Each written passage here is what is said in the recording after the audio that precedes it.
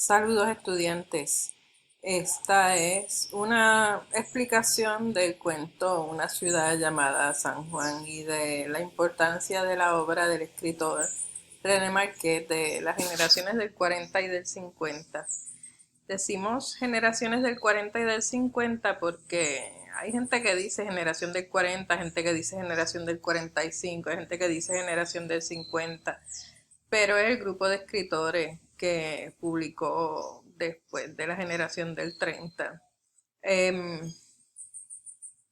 Hay una colección de cuentos que publicó René Marqués donde se encuentran los nombres más importantes de ese grupo. Se titula Cuentos puertorriqueños de hoy. Pueden buscar esa antología de cuentos. Entre los escritores más destacados de ese grupo están René Márquez y José Luis González, que son los escritores en los cuales nos vamos a centrar en esta etapa de la clase. De René Márquez, el texto más famoso se titula La Carreta, y antes era lectura obligatoria para escritores, digo, para los cursos de secundaria. Se leía en los salones. Lo que sucede, René Márquez escribió teatro, escribió ensayo, escribió cuento, escribió novela. Y también dirigió la División de la Educación de la Comunidad, la DIVETCO. René Márquez era independentista y vivía pues en conflicto con las políticas culturales de René Marqués, aunque dirigía una de sus divisiones, perdón, las políticas culturales de Luis Muñoz Marín. Ustedes saben que si se leen un libro de historia puertorriqueña, pues encontrarán que Muñoz Marín fue el primer gobernador puertorriqueño y también el primer gobernador puertorriqueño en ser electo por el pueblo. Eh, y en el 1952 se firmó la Constitución del Estado Libre Asociado de Puerto Rico, o sea que fue también el político que definió el estatus actual de Puerto Rico. Durante esos años se llevó a cabo lo que se llamó la Operación Manos a la Obra, que fue un proyecto de industrialización acelerada eh, que logró el desarrollo económico eh, que entró en crisis. Nuestro modelo económico entró en crisis en los años 70. Y en ese contexto es que escriben los intelectuales de la generación del 40 y el 50. La Carreta, les estaba diciendo que La Carreta es el texto más importante de René Marqués, es una obra de teatro y en ella se representa pues este proceso, ¿no?, de industrialización de Puerto Rico, cómo Puerto Rico pasa de ser una sociedad agraria a ser una sociedad industrial y las implicaciones tal vez morales de eso para los ciudadanos, ¿no? Porque son tres actos. En el primer acto tienes una familia campesina que pierde sus tierras por un huracán, están muy empobrecidos y se llama La Carreta porque se montan en una carreta y bajan a la ciudad, mudan a un arrabal en San Juan y entonces en ese espacio, ese es el primer acto, en el segundo acto están en San Juan, en el tercer acto están en Nueva York, o sea que hay también un movimiento continuo. Eh, Cuando están en el primer acto, en el campo se queda el abuelo, que dice que él no se va a mudar para la ciudad, y después muere. En la ciudad, pues a Juanita la violan, doña Gabriela es la madre, Juanita es la hija y Luis es el hijo. Y Luis, pues, se vuelve medio titerito. Y entonces después se mudan a Nueva York y en Nueva York ya Juanita es prostituta, aunque le da dinero a la madre y hay una pelea porque la madre no quiere ese dinero de ella. Y entonces Luis trabaja en una fábrica y bueno, al final se enteran que la máquina, la fábrica, mató a Luis, ¿no? Quedó atrapado en una máquina Y entonces la última escena de ese último acto está sola en escena Doña Gabriela, que representa como la tierra, la tradición, y hay un chorre de luz que la apunta, ya está en el centro del escenario y hace un discurso sobre que tiene que regresar, porque el que abandona su patria abandona su alma o algo así. Y yo lo he buscado para leerlo con ustedes varias veces en internet. Ahorita estaba haciendo eso y no consigo los tres actos de la carreta. Em, de todos modos, me gusta, el prontuario dice, vemos el último acto de la carreta y de ahí pasamos a leer otras cosas de René Marqués, porque es importante que piensen esa representación, esa obra que es la más icónica de él como punto de partida para leer después otras cosas. Eh, si se fijan en la carreta, pues Estados Unidos representa la corrupción, eh, corrupción moral, ¿no? Que termina siendo la pérdida de la virtud de Juanita y bueno, la pérdida de vida de Luis, ¿no? Y entonces hay un argumento sobre el apego a la tierra y a lo propio. A fin de cuentas, lo que defiende René Márquez es el patriarcado. Eh, en su ensayo titulado El puertorriqueño dócil, él hace un argumento eh, con un tinte psicoanalítico en el cual él habla de que los puertorriqueños eh, tienen como un complejo de inferioridad, dice él. Empieza hablando de que el pater familia, o sea, el padre de la familia, es el que estructura la familia latina, con este argumento que viene desde el modernismo, ¿no? Y que las familias anglosajonas son matriarcales. Y entonces que lo que se pierde con lo que se entendía en ese momento como la interferencia estadounidense en la cultura puertorriqueña es precisamente el patriarcado, o sea que representa a los hombres puertorriqueños como castrados o como sodomizados. Y yo creo que es importante uno fijarse en esas representaciones que René Márquez desarrolla una y otra vez en su escritura. En esta obra es un cuento en una ciudad llamada San Juan, que también le da título a un libro de cuentos urbanos. Vemos que se pasa a la representación ya de la vida puertorriqueña en la ciudad y ya no representaciones campesinas de la puertorriqueñidad. Eh, lo tengo aquí para leerlo con ustedes. Vamos a leer el cuento y yo lo voy discutiendo, me interrumpo y lo discuto poco a poco, en lo que se llama un close reading en inglés o una lectura de texto, un análisis de texto en español. En una ciudad llamada San Juan, René Marqués. Las campanas de San Agustín sonaron nítidas bajo la noche adormecida de estrellas, las 3 de la madrugada. Le dio un tirón a los faldones de la chaqueta, respiró hondo y miró al cielo. A sus espaldas languidecía el cornetín del combo en el Palladium. Había bebido mucho, pero estaba sereno. Sería mejor decir sobrio. Sereno no. No podía estarlo sintiendo otra vez la urgencia de no comprometerse en un mundo angustiosamente comprometedor, e hizo un esfuerzo por no preocuparse demasiado. Fíjense que primero San Agustín. San Agustín es en Puerta de Tierra. Él está en la calle, fuera del Palladium, en Puerto de Tierra, esperando un autobús o una guagua que lo va a llevar a el Viejo San Juan. Ahorita va a decir a dónde va, ¿no? A las 3 de la mañana. Y más abajo acá dice eh, que no podía estar sereno, sintiendo otra vez la urgencia de no comprometerse en un mundo angustiosamente comprometedor.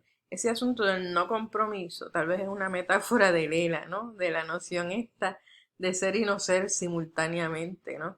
Parte de Estados Unidos o república, depende de cómo tú lo veas. Y entonces, piense cómo está construido, porque dice que pues esa urgencia de no comprometerse es angustiosa, pero después dice, e hizo un esfuerzo por no preocuparse demasiado. Entonces, este personaje se preocupa y después decide no preocuparse. Entonces está en ese asunto de no comprometerse, ¿no? Lástima que de día no brillan las estrellas. La noche es buena. Deberían brillar siempre las estrellas. La noche es libre. El sol es cruel matando las estrellas. La noche es vida. Sin saber por qué pensó en Dios, no el Dios católico y manso, rezagado allá en algún rincón de su infancia, sino el Dios protestante y bíblico de su voz atronadora, hágase la luz, y la luz se hizo. Pero él no podía soportar la luz, porque la luz cegaba y comprometía. Aquí tal vez esta luz es de metáfora de la ilustración o de la inteligencia, em, pero vamos a ver que también es una premonición esta luz. Era mejor la penumbra del palladium que daba a su ser la sensación de fuerza que no experimentaba afuera, porque afuera se sentía inerme, una sombra más en aquella ciudad llamada San Juan, a cuya entraña pertenecía y en cuya entraña se sentía ajeno. ¿Por qué volvía ella siempre?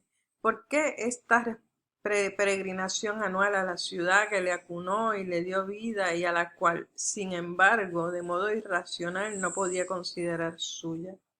Era como una búsqueda de sí, como si esperase algún día encontrar en ella su raíz propia y su sentido, pero ¿cómo encontrar la raíz si sabía que premeditadamente se mantenía ciego y sordo a la realidad? ¿Cómo dar con el asidero si sus manos se mantenían laxas, impotentes para el gesto salvador de agarrarse de su circunstancia y exprimirla y torturarla hasta obtener de ella su más íntima autenticidad? Había en él como una oscura conciencia de que sólo se encontraría a sí mismo descubriendo de algún modo el sentido oculto de la ciudad. Es interesante esto también porque, bueno, pues estamos hablando desde la generación del 30 y desde que comenzó el semestre, que la escritura puertorriqueña busca una identidad, que es lo que él está aquí diciendo que debería hacer, pero no hace, ¿no? Yo siempre argumento en contra de la noción de búsqueda de la identidad, porque eso implica que hay una identidad ya hecha en alguna parte perdida que habría que encontrar. Y en verdad la identidad se construye a partir de debates, desde mi punto de vista, ¿no? Y entonces hay unos debates que hegemonizan, o sea, que ganan esa discusión y se imponen en la sociedad.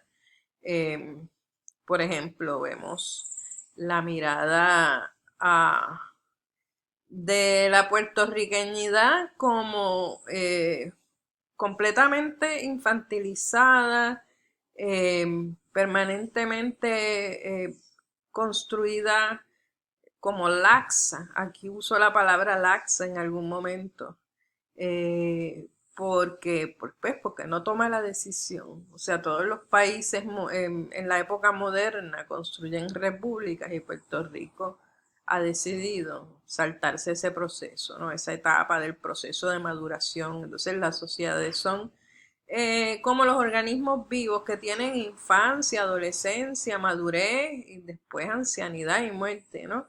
Y entonces los puertorriqueños, la madurez implica, la adultez tal vez implica que seamos república, pero los puertorriqueños están en una infancia perpetua, ¿no? Estoy hablando de las representaciones y los debates, no estoy diciendo si estoy de acuerdo con ellos o no.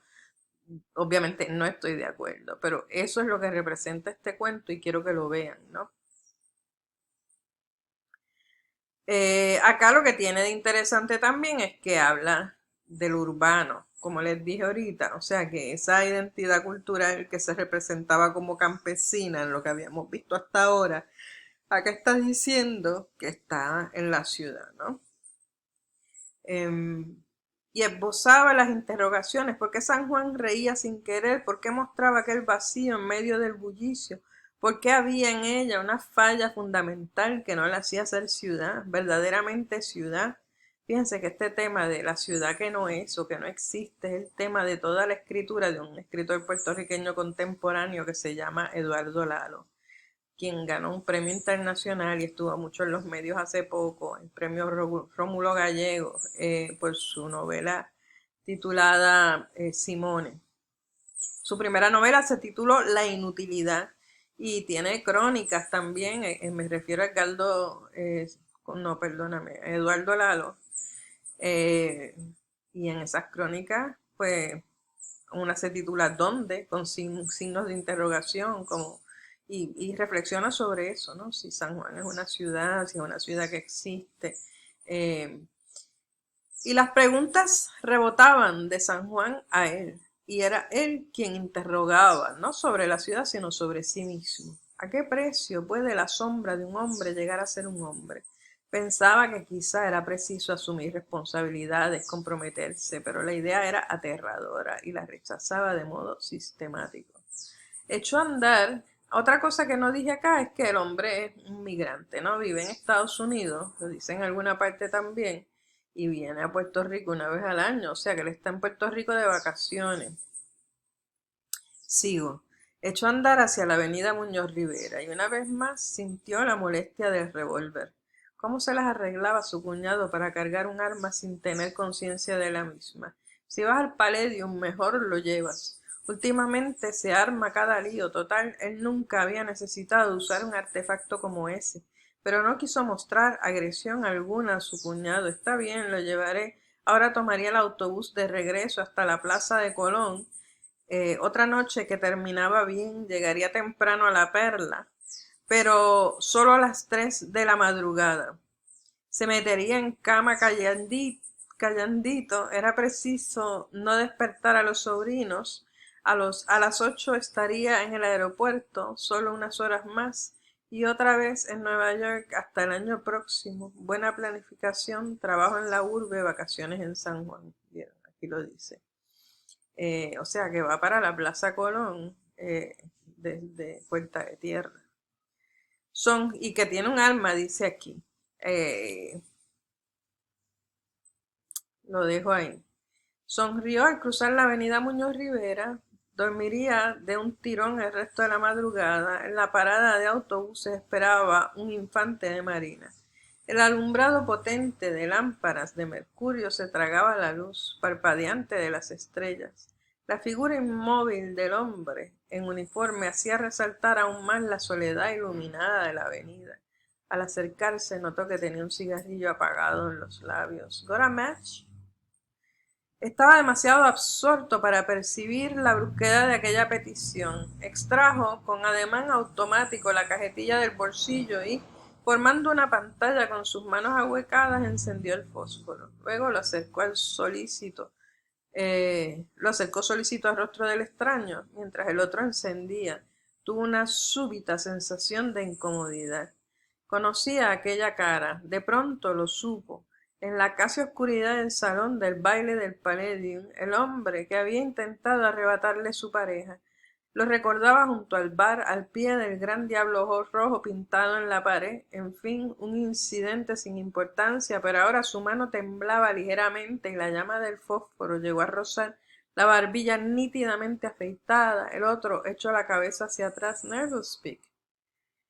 Fíjense que aquí hay un asunto de que los sujetos del cuento son hombres. Hay un hombre puertorriqueño y un hombre estadounidense, que además es militar y que está en Puerto Rico, ¿no? El estadounidense habla con aplomo y le lanza este epíteto racista al puertorriqueño. Y bueno, hay una alusión de que el Marín le quitó una mujer en la sala de baile a, a la persona cuya conciencia leemos, porque el cuento está escrito desde el punto de vista del fluir de conciencia de este personaje, ¿no? O sea, que pensemos, si el cuento es alegórico, pues los hombres se pelean por una mujer. La mujer es objeto de las transacciones o de los trámites entre ellos, no objeto de los trámites simbólicos entre ellos. El insulto le tomó desprevenida. tanto que creyó haber oído mal. Era posible que el hombre hubiese emitido un sonido similar, stick o quizás slip. Nick o Dick también guardó rápidamente la cajetilla de fósforo en el bolsillo de la chaqueta, sintiendo que la cara le ardía. Se alejó del marino y se puso a mirar obstinadamente en la dirección en que habría de aparecer el autobús.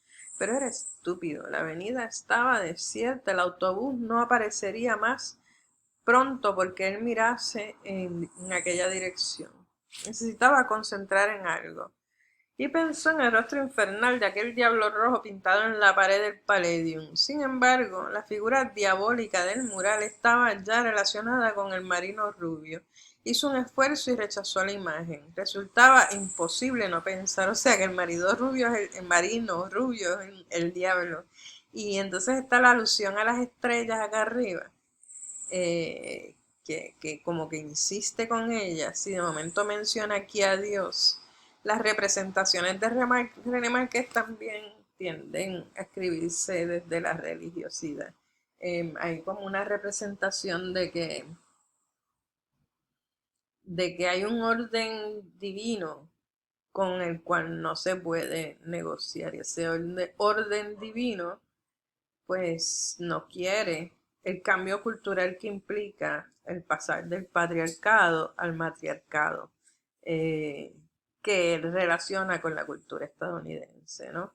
En su novela La Mirada, que es lo que yo normalmente discuto para discutir a René Márquez y que este año cambiamos, lo que sucede es que hay una invasión de hippies y estos hippies se meten LSD, hongo, en la playa que se ve desde la finca que se llama el Alto del Monte, porque es una costa que tiene campo, pero miras y se baja directo a una playa. Y entonces, pues, se refiere a los años 70 en la novela, ¿no? La Mirada, me refiero. Eh, Y entonces, pues, de lo que se queja el personaje que estuvo estudiando en la universidad y se dio de baja porque no le gusta, es que la universidad hay bullicio, que todos los hombres y las mujeres se ponen maones, pantalones y llevan el pelo largo. Y entonces pareciera que hay una indeterminación, una imposibilidad de reconocer las identidades de las tradiciones que hace que se forme un modo de actuar que va contra la ley de Dios, digamos. Y entonces al final de esa novela, digo, en el medio lo violan el personaje, pues se mete el SD con los gringos porque él pensaba que iba a ser una revolución y siempre están estas metáforas políticas. Y lo que hace es que le corta, castra al gringo y también le cortó un brazo, si no me equivoco, y entonces lo meten preso y en la cárcel lo violan. Entonces ahí queda sodomizado, que es lo que implica la invasión estadounidense. Y entonces al final, nada, hay un fuego que mata a otros personajes que también eran de genealogía indeterminada, digamos. Eh, Y entonces volviendo acá, fíjense que hablo de otras obras de Remarque. Ya mencioné El puertorriqueño dócil, ya mencioné La mirada de René Marqués, ya mencioné La carreta. Y lo que quiero es que ustedes se fijen en que hay unos puntos en las representaciones de Marqués, unas metáforas que siempre vuelven a aparecer, ¿no? Acá le han pedido el match, le dicen speak, él se hace el que no entiende lo que le han dicho, necesitaba concentrar en algo. Acá me interrumpí cuando leí que identificaba al gringo al marín con el diablo, ¿no? Estaba de pie en la acera norte de la avenida Muñoz Rivera, a su espalda el mar. Podía oír cada marullo gemir un largo chas sobre la arena. Frente a él, más allá de la avenida, las luces rojas de neón Palladium. A su derecha, bajo el poste, el infante de marina. Cuán fútil tratar de ignorarlo. Era parte de su mundo. No quiso mirarle, sin embargo, y se volvió hacia la izquierda casi de inmediato. Sintió los pasos a su espalda, lentos, pesados, tacón, tac, primero, luego la suela, sha. Cuando aguantó la respiración, deseó volverse, pero hizo un esfuerzo bestial por mantenerse inmóvil. Si se daba vuelta, podría creerse que tenía miedo. Por otro lado, un gesto suyo, un gesto cualquiera, resultaría quizá comprometedor. Permaneció rígido. Por donde la perra me interrumpió.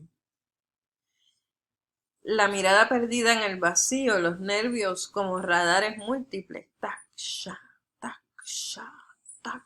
El otro se había detenido, un silencio eterno de solo unos segundos, luego los pasos alejándose, esta vez premeditados siempre. Tac, sha, exasperantes. Al fin otro silencio, nada, solo el chas.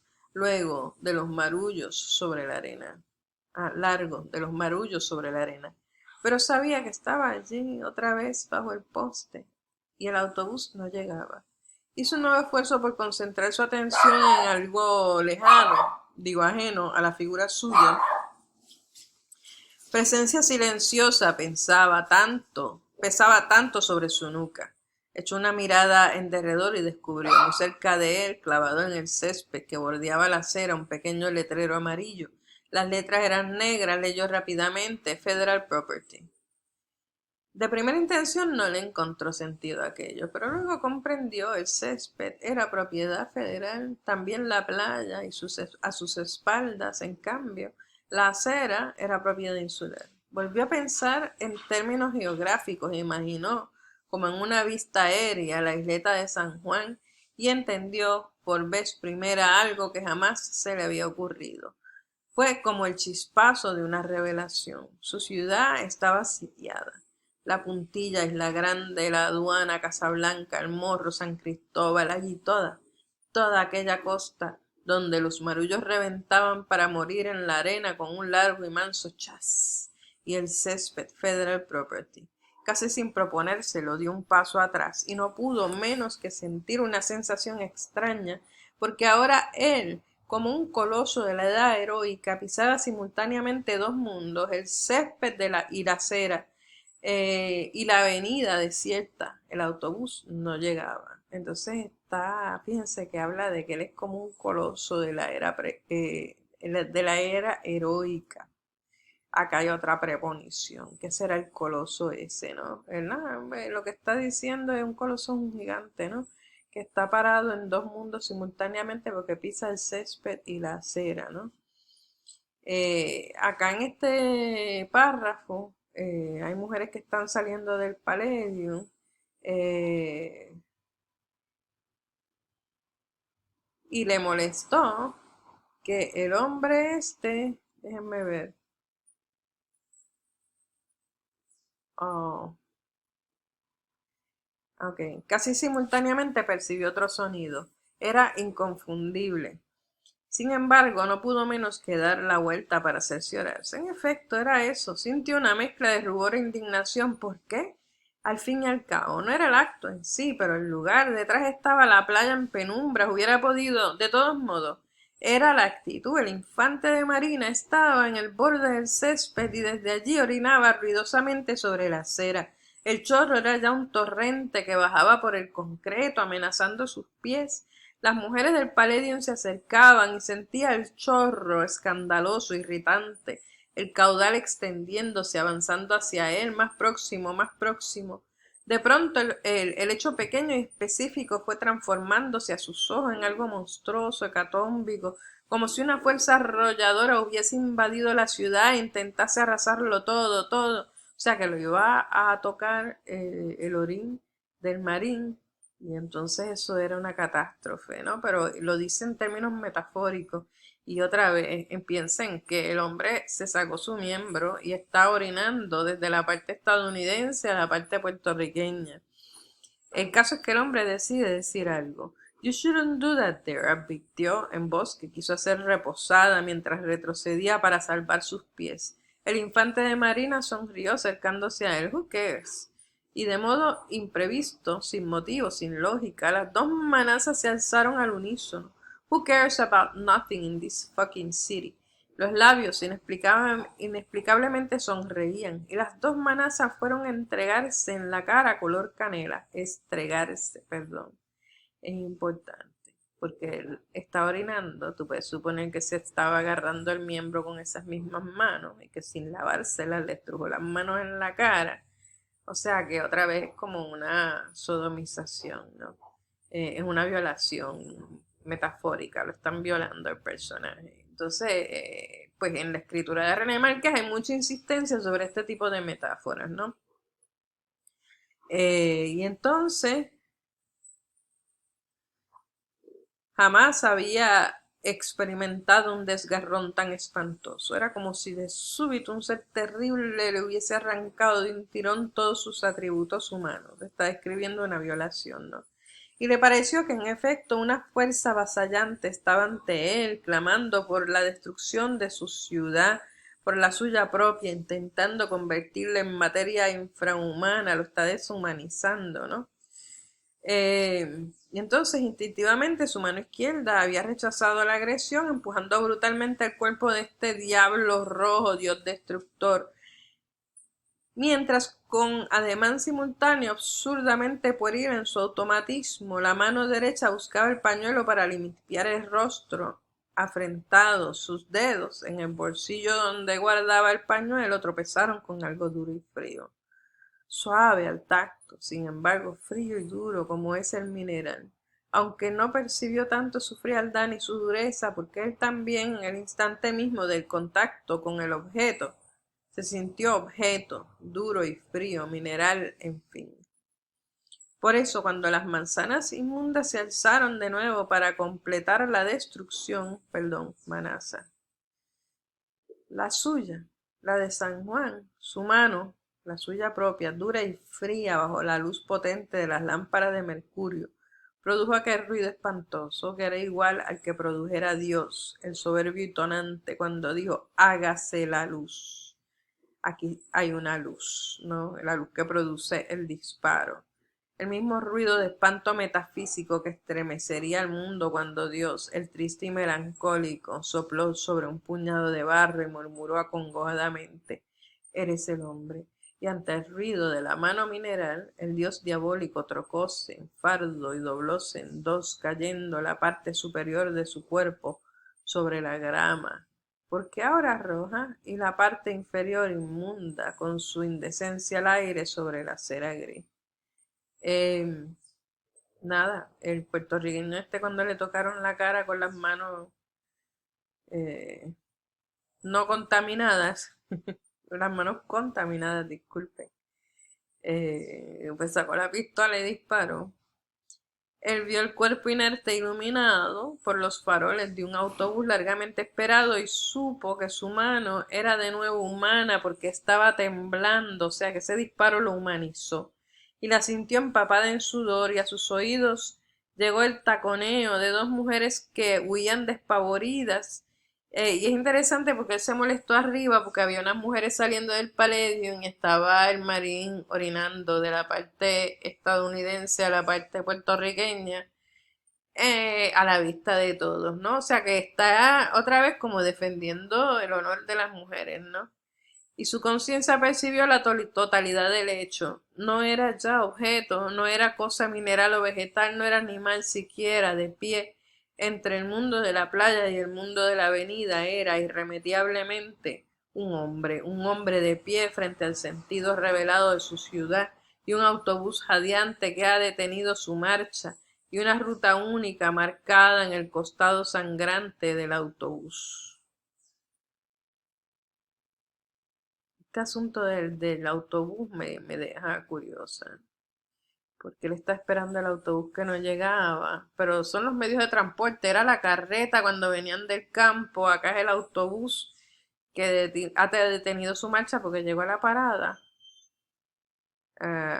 ¿Y por qué el autobús tiene sangre? Este final es como extrañito, ¿no? Eh, Nada, Yo creo que esto sirve para entender la escritura de René Márquez y cuando se lean cualquier otro cuento van a ver que las representaciones siempre son las mismas.